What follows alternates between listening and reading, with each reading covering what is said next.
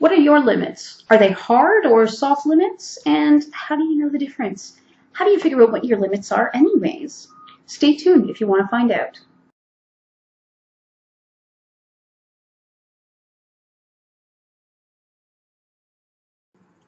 Hi guys, it's Morgan from BDSM Relationships and Education. Thank you for checking out this video on limits and boundaries.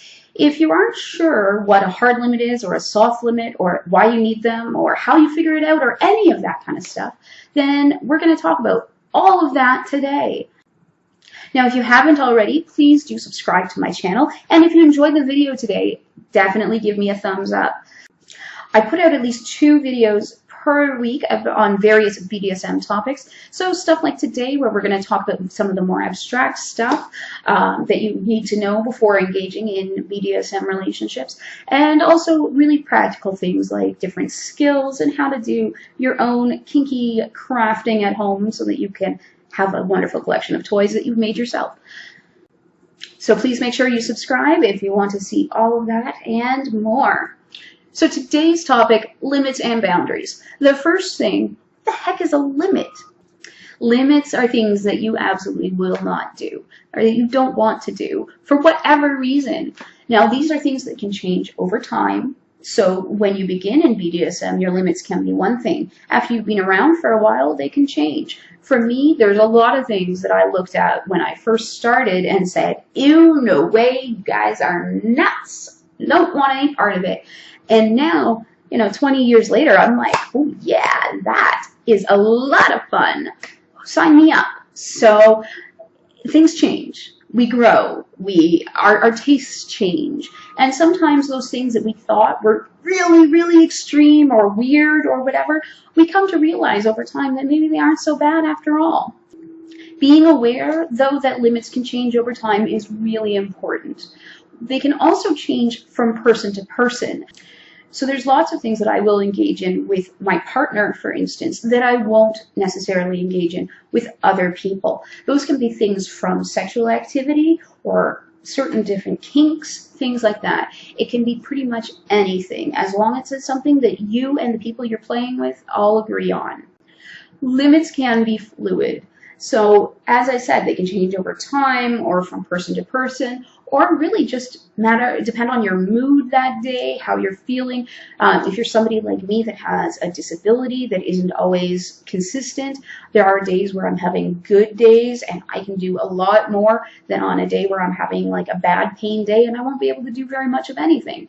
So those limits can be very fluid. They can change and it's not a big deal. The important thing is that you inform your partner that the limits are not where they usually are.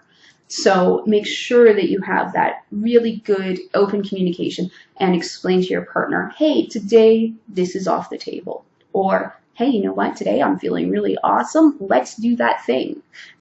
Your limits can include absolutely anything at all. It does not have to be kink related or sex related.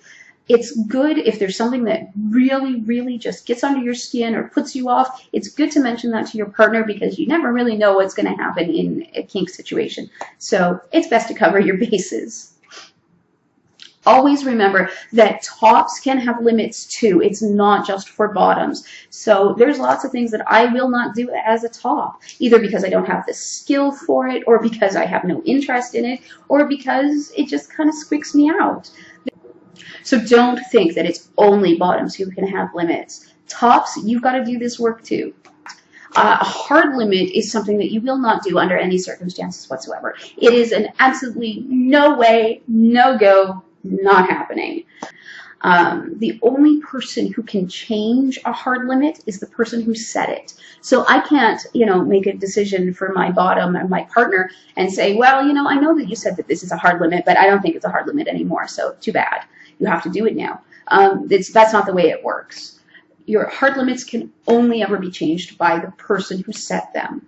So for me, I know that I have some things that are absolutely hard limits that are never going to change under any circumstances.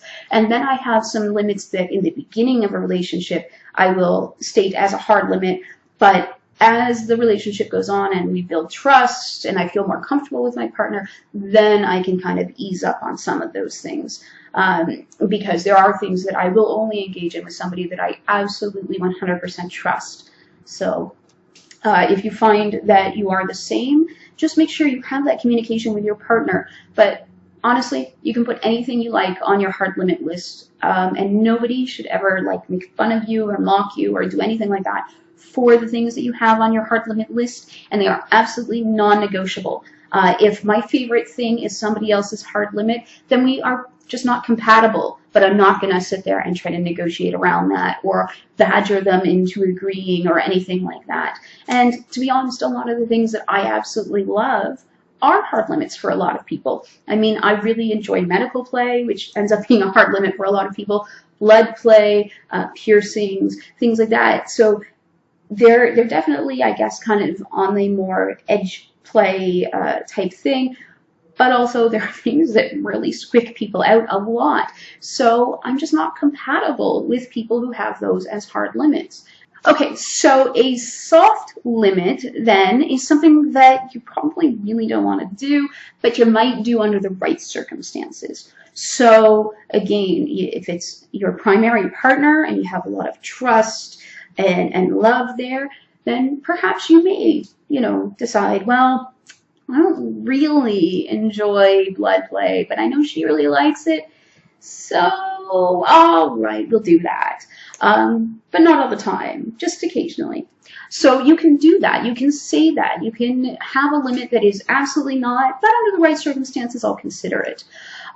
Soft limits are also the ones that we talk about when you hear people saying pushing limits and that sort of thing. That's I'll do a whole video on pushing limits because it is something that's really, really talked about a lot in kinky circles, and especially with people who are new to BDSM. And I want to be very clear on that. But for now, we're going to just talk about pushing limits in that context where it's a soft limit and it's somebody that you've built up a lot of trust with, you've heavily negotiated, to be able to push those limits. You can't just, as a top, I can't just decide that we're going to push limits now and not tell my bottom and not, talk to them about that and how it's going to go. Because if I do, then I'm not pushing limits. I'm just abusing them. Like plain and simple, that's abuse. But if we talk about it, we negotiate it, we say, okay, we're going to try in this context, and we're just going to go really slow, and we're going to check in a lot, and all that kind of stuff. Then, if they agree to this, and I usually, again, I would not bring it up as a top, pushing one of my bottoms limits. I would wait till they decide to come to me and have that conversation. But after that conversation and the negotiation, and we're making sure that we either have open communication or safe words in place or whatever it is that we need to be able to communicate during the scene, then we can push limits. So I've done this a lot with people because I am really well known for my piercing ability and things like that, and medical play. I have walked a lot of people through receiving their first play piercings. And it's not so much like a kinky BDSM scene as it is two friends hanging out and doing something new for the first time. So we'll talk about it. I'm not in my usual sort of sadistic, evil headspace. I'm in more of a gentle guiding, talking them through it. We'll breathe together and we'll do all this sort of thing. Now, you don't have to push limits in the same way. It can look however you and your partner want it to look, but that's how I go about it personally. And I've walked a lot of people through, and a lot of them have ended up really loving doing needles and things like that. And it was just that fear and that terror of needles that I think most people have at one point in their life, but that terror that they needed to get over. And once they got over that and they saw that it wasn't as bad as they thought it was, then they could go on and engage in that with other people, and it was fine. So I'm really honored to have been that person to help them through it in so many cases. It's a great experience for me as a top and just generally as a person. So something that you should know is that limits can kind of cross that boundary between hard and soft. They can go either way. So something that's a soft limit that perhaps you haven't tried yet, you could try and then nope, not happening, and it's a hard limit now. Or you can have things on that hard limit list that you're like, I don't know, maybe I should give it a shot, and it can just sort of over time become a soft limit. Again, the only person who can make those kind of decisions about it is the person who set the limit in the first place. So I don't get to decide what my partner's soft and hard limits are. He gets to decide that, or she gets to decide that. I don't. So you should also, make sure that you are, if you set the limit, you can make it a hard limit, a soft limit, no limit anymore, whatever you want. But if you did not set that limit, you don't have that authority. You cannot change that for anybody. So how do you know what your limits are anyways? Well, there's a number of different things that you can kind of look at to decide if something is going to be a limit or not. The easiest way is stuff that you tried and you absolutely hated. That just goes right on the limit list. If you absolutely hated it, you never want to do it again, throw it on the hard limit list. Fine. Anything that triggers bad memories or a PTSD reaction or anything like that, obviously that should go on the hard limit list. We don't want to play with stuff like that, and we don't want to walk into a minefield. So a lot of people will have triggers surrounding like sexual assault and that kind of thing. And so anything that sort of brings that up for them, they may want to put on a hard or soft limit list. Now, some people do explore traumatic feelings and memories through BDSM, but that is an entirely different thing. So maybe we'll talk about that sometime in the future, but it's not happening in this video. But it is a thing, and I just wanted to acknowledge that. A hard limit or a limit in general would be anything that aggravates existing injuries. So whether that's something that's a permanent disability or a temporary injury. So say you've broken your leg, you probably shouldn't be running or kneeling or doing stuff like that that's going to, potentially cause further injury or aggravate that injury. So anything that aggravates an existing illness as well would be a problem. So, stuffing a diabetic full of foods and carbs and sugars and stuff just because you feel like it probably isn't the best idea. And that should probably be a limit if it ever comes up. There is feedy fetishes and things like that. So you got to cover all the bases here. Your limits can be things that you're scared of, phobias, and just general fears. Things that you just kind of have that like gut reaction, negative, like no, then you may want to put those on your hard limit list or soft limit list. Because, obviously there's something there, and you can go and explore that in the future with somebody you trust and figure out why you're having that reaction, or you can, observe play at parties or whatever to see if that gut reaction is accurate. But I think that that's something that you could definitely consider putting on a limit list. Things that are too risky for you. So if I look at something and I'm just like, wow, that's a really high risk profile and I don't feel comfortable with that, then it's going to go on a limit list for me. Now, that can be because the activity itself is way too risky. It can be because the person doing the activity just doesn't have the skill for it, or it could be any number of reasons that it's just too high risk for you. And that can even be things like showing your face on a video about BDSM. That can be a limit. I know it's my partner's limit because he has a job where that could be a bad thing. So limits can be anything and everything. Something if you find it just generally upsetting. Obviously, you don't necessarily want to engage in that. You can put that on a limit list. For a lot of people, anything that's going to leave marks or permanent marks especially is automatically kind of goes on a limit list. I really like fire cupping. My partner goes to the gym on a regular basis and often with people that he works with. So he doesn't want to have big suction cup marks all over his body when he's getting changed to go work out. So that's a limit. There's no other reason that it should be a limit for him, but he's just worried about that, and that's fair, and we don't do that.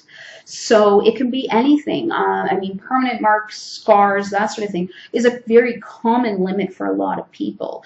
And temporary marks can also be, so bruises or those suction cups, marks from cupping or anything like that can be a limit for a lot of people because they need to hide their involvement with BDSM for whatever reason. You know, I've had people where, you know, they, for instance, lived with their parents, so they can't have bruising and whatnot where it would normally be seen. So, you know, they were like, okay, we can keep the bruising to where the underwear covers, and that's about it. So think about those kind of things when you're making your limit list and negotiating your play scenes. Limits can be things that'll take you out of your head space. So something that'll pull me out of top space or pull my bottom out of bottom space or subspace. Obviously, we're not going to want to do those things because we want to achieve, you know, those really amazing altered states. So pulling you out of that quickly and with a startle or anything like that is not a good thing. So those can be on a limit list as well. And of course, I've mentioned this a couple of times, but especially tops, if you don't have the skill for something, well, then it should basically be a limit. You shouldn't be doing it. So I've talked about this before. I don't use a single tail whip. I'm learning. You can see behind me there's a whip here, and my little powder puffs that I'm practicing on. I'm learning, but I'm definitely not where I would feel comfortable or safe using it on a person. So it's a limit of mine, at least for the time being. So the important thing to remember too is that you don't need to know what all of your limits are right in the beginning. If you've never done BDSM before and you're like overwhelmed and like not sure what all this stuff is and you have no idea what your limits would be, that's okay. You don't need to know right away. You'll probably have an idea of some things that you definitely don't want to do, but you know, you can add things to your list as you're exposed to more things. So you can look at you know, BDSM checklists and get an idea of the types of things that kinky people do. And there's lots of those just on the internet. I'm working on adding one to my website, and I'll put the link in the description box when that is published on my website. But there's all kinds of different things. You can go to parties as well and watch other people play, and then you can be like, oh, no way am I doing that, you know, and add that to your list then. You can, you know, do some research online. You can attend workshops. You can do all kinds of learning, read books, and get an idea of things that you either do or don't want to do. And of course, you can just talk to other people. Kinky people love to talk, like in case you haven't noticed. But we love to talk about kink. And so if you go to a munch and you talk to a few people, you'll get an idea of what people are doing and what you may or may not want to try. The important thing too is to remember, especially when you're kind of new like that, I like to use the opt-in model of consent. So what that means is that instead of saying, okay, you can do everything except for A, B, C, and D, it's more of a matter of, okay, you can only do these things that we agree to. So you can only do spanking and flogging and using a crop. So if I decide to quote a cane, then I've broken that person's consent. We didn't agree to canes. So opt-in consent, I think that's just generally a good way. That's how I prefer to do things, especially with people that I don't know as well, or new play partners, not necessarily new to BDSM, but new to me. But opt-in consent is a really, really good model of consent. And I will link my consent video as well, where I'll talk about that a little bit more. That will be in the description box as well. So we talked, and I mentioned earlier, about pushing limits. So only the person who set the limit should initiate pushing the limit. And this can get really, really messy. Limits are limits for a reason, generally. So there could be psychological triggers, there could be just all sorts of emotions and other things that could be brought up because of this limit being pushed. So you need to be prepared for that, both as a top and as a bottom. And it may be, especially if it's something that you know will probably be messy, so something that is a limit because you've experienced abuse around that in the past, or anything like that that brings up those feelings, then you really need to talk about that. And you should also talk about, have a contingency plan in place, so okay, if this ends up getting really emotionally messy, then this is what we need to do. We need to stop the activity, we need to do aftercare, we need to do this, or maybe we need to stop and I just need some space to process by myself, and I don't want you hugging me or trying to comfort me or anything like that. I just need to process. So if you know how you react to stuff like that, then that should be included in those negotiations, and the contingency plan should be in place. You need to be ready to stop at any time when you're pushing limits. This is where either, communication by just regular language or safe words is really important, because as soon as that person says stop or red or whatever it is, then you need to know, like, okay, we got to stop this, because you may be pushing them too far, and it's just, they need to stop, and that's totally okay. And bottoms, especially like bottom sub-slaves, whomever, should never ever be made to feel bad or guilty for using a safe word or asking to stop. Everybody has their limits, and especially when you're pushing limits, people need to know that they can stop the activity without repercussions and without guilt and without all of that. So really important there. Don't make people feel bad for using a safe word, because if you do, you're an asshole. Always have lots of check-ins and lots of communication, more so than you normally would when you're pushing limits. It's really, really important just to be like, is this still good? Or however you normally communicate in a scene, just kind of ramp that up, do more of it, just check in. Now, I mean, I've had bottoms where they're like, could you just shut up and let me enjoy myself already? And that's cool too, but I would rather err on the side of a little more communication, and then they can tell me to back off if they need, rather than not enough communication and I step over a line. I never want to do that. It's terrible. I mean, like, everybody, if you talk long enough, if you're dominant long enough, you will at some point, and it feels awful, right? Like, you don't want to do that. Thankfully, any time that I've done it, it has been a relatively minor thing, or that at least that I'm aware of, it's been relatively minor, and I've been able to apologize and work through it with the bottom, and it's ended up being okay in the end, but it still sucks. I mean, I'm sure it sucks a lot more for them than it does for me, but it sucks on both sides, so just do your best to avoid it, right? Don't always rely on safe words either, because some bottoms can get into a headspace where they become nonverbal, or where they just feel that they can't safe word for whatever reason. So if you are a top, you really need to be good at reading that person's body language. I know that can be really difficult for some people that have trouble reading body language or tone of voice and things like that. So obviously, people on the autistic spectrum, but also others that just, for whatever reason, have a hard time with those sorts of things. But do your best, and just be aware that you can't always rely on safe words or that sort of thing. And when we're pushing limits, we should be doing that with people that ideally that we know well, so that you can tell if they just kind of go limp or whatever, then you know that they're not enjoying themselves anymore, and you should probably stop and check in. And I think that if you are not the best at reading body language and that sort of thing, then that communication needs to be even more so. It's more important. When pushing limits, I think it's best to keep it, do it in small increments, right? You don't want to go from 0 to 60. Just, small increments. You go slow. I mean, you can always do more if it's gone well and you both want more, but you can't take it back if you've gone too far. So just small increments. I think that's really important.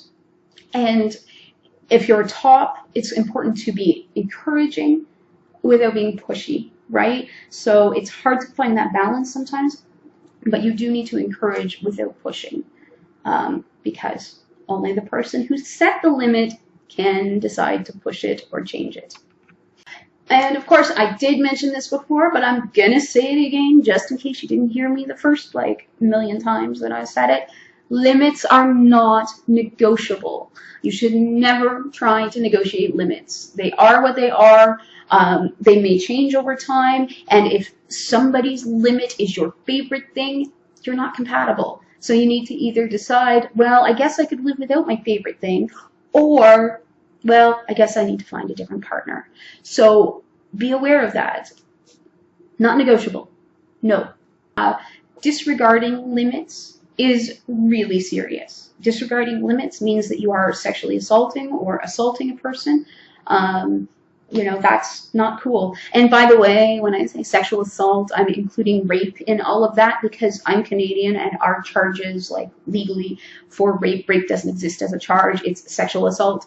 So because there's been a lot of arguments online about, oh, well, it was just sexual assault and not rape. And it's like, well, it's the same damn thing in a lot of the world. So when I say sexual assault, I mean rape as well. So if we are disregarding limits, we are assaulting people, we are abusing them, we are sexually assaulting them, or maybe even raping them. Not cool. Or it's, of course, could be emotional abuse as well. Not cool. Don't do it. And while the community is not perfect, a lot of times people who consistently disregard limits earn a reputation. And they earn a reputation as a predator, as dangerous, and as somebody that you should never play with. So you don't want that reputation. You don't want to be that person. You don't want to be an asshole. So don't disregard limits. Finally, this is so long, I'm almost done. A big red flag is bottoms who say, oh, I have no limits. Or tops who are like, I'm looking for a no limit sub. Everybody has limits. It's just that simple. Everybody has some sort of limit. Now, of course, there's going to be people who are in 24/7 TPE relationships who are like, I don't have any limits. Master decides on my limits, or mistress decides on my limits, and that's cool, but you didn't start out that way, I'm going to guess. You started out as a regular relationship where you have limits and you move into a TPE style relationship. You only get into those things when you really trust a person, when you know that their limits are your limits. So just saying, I have no limits, or I'm looking for a no limit slave, those kind of things are big, big red flags. The sort of joke within the kink community is when somebody approaches and says oh, mistress, I want to be your slave, I have no limits. The response to that is, oh, well, wonderful, I've been meaning to get into some chainsaw play. You're okay with the amputation, right? So it's kind of to throw out something really extreme in response to that declaration of not having limits. But what it actually says to me as a dominant is that either you're living in a fantasy world and you've never done this for real, and that's okay if you've never done this before, but you should be able to know the difference between fantasy and reality, right? I want you to do some research. I don't want to hear I don't want you expecting fantasy when all I can deliver is reality. So that's one of the things that it says to me. Or it says that you have absolutely no regard for your own safety and well-being, which is not a person that I want to be involved with. It's a person that I would encourage to get some help, perhaps, but it's not somebody that I'm going to get into a relationship with. So yeah, that's kind of what that screams. It really, really screams when you say no limits. And I would assume from the opposite point of view, if a top or a dominant is saying, I want a no limit slave, then to me that's saying that they're an abuser and they want somebody that will take the abuse. It's saying that they also live in fantasy land and not reality. So that's just, not cool, because as much as fantasy land is a lot more fun than reality, we're kind of stuck here in the real world. It sucks, but what are you going to do? And just that they really don't have any care or regard for the bottom's safety when they say that they want a no limits slave. So just keep that in mind. And if you aren't sure what your limits are, it's okay to say, I don't know what my limits are. Because if you have a partner that cares about you, you can, you know, get together and you can discover those limits on your own. Or not on your own, rather together. So just don't say that you have no limits, because everybody has some kind of limit. So thank you very much for watching this video. I know it's been a long one. I apologize for that. I just had so much to say. Please make sure to check out some of my other videos. They are going to show up over here. We're going to try this new end card thing. Don't forget to subscribe to my channel so that you can see 2 new videos every single week about BDSM, and you can learn all kinds of fun things. So we're going to continue soon. This month we're going to be talking about floggers, how to use them, what to look for when you're buying one, how to make one. So we'll have a lot of fun with that. Anyways, thank you very much, and we will see you another time.